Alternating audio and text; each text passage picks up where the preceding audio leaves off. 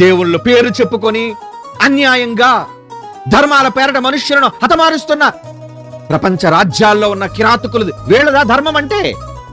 లేదండి. కానీ ఈ ధర్మంలో ఏం రాయిస్తారని మొదటి యోహాను పత్రిక చూడండి. మొదటి యోహాను పత్రిక 4వ అధ్యాయం 20-21 వచనం. ఎవడైనను నేను దేవుని ప్రేమించుచున్నాను అని చెప్పి తన సహోదరుడు, నీ పొరుగుడు క్రైస్తవుడు అనేది అక్కడ సోదరుడు, తన సహోదరుని ద్వేషిస్తే అతడు అబద్ధికుడు.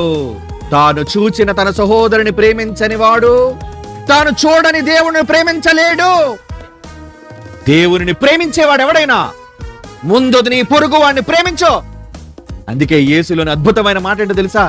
నిన్ను వలే నీ పొరుగు వాడిని ప్రేమించు. Love your neighbour. నీ పక్కోడిని ప్రేమించు, నీ పొరుగుని ప్రేమించు.